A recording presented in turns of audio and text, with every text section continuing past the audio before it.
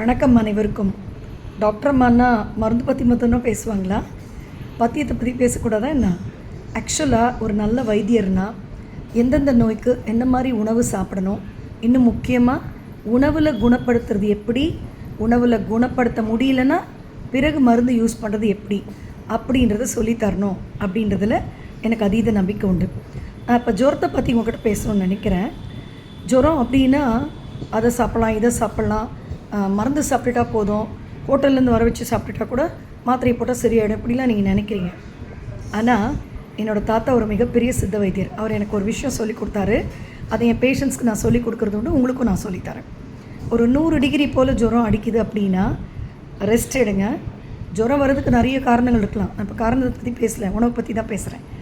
100 degree ஜுரம் அப்படின்னா நல்லா ரெஸ்ட் எடுங்க, நிறைய தண்ணி குடிங்க. ஜுரத்துக்கு பொதுவாக எப்பேற்பட்ட ஜுரமாக இருந்தாலும் கொதிச்சு ஆறுன சுத்தமான தண்ணி நிறைய குடிக்கணும்.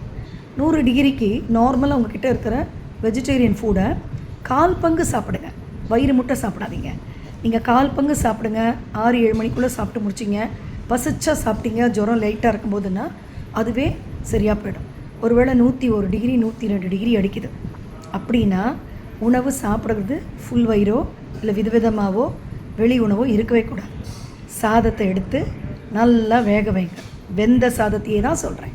வேக வச்சு அலற வேக வச்சு அதுக்கப்புறமா மத்து போட்டு கடைஞ்சிங்கன்னா அந்த ப்ரொசீஜர் பேர் புனல் பாகம்.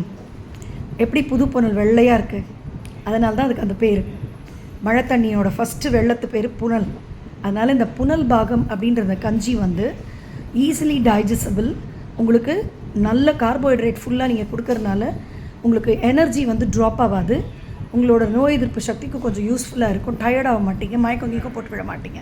ஆகையினால வெஜிடேரியன் ஃபுட் ஃபார் 100 டிகிரிஸ் வரைக்கும் இருக்கிறதுக்கு அரை வயிறு இந்த மாதிரி புனல் பாகம் கஞ்சி வித் நார்த்த ஊர்க்காய் ஜீரணத்துக்கு ரொம்ப ரொம்ப நல்லது. அது சாப்பிட்டீங்க அப்படின்னா ஃபீவருக்கு சிறந்த பத்தியம் இதுதான். ஸோ நெக்ஸ்ட் டைம் ஃபீவர் வரும்போது எப்படி சாப்பிட்ணுன்ற இந்த டிப்பை நீங்கள் யூஸ் பண்ணுங்கள். ப்ளஸ் ஃபீவரோட காரணத்தை உங்கள் மருத்துவர் சொல்லுவார். ஓகேவா?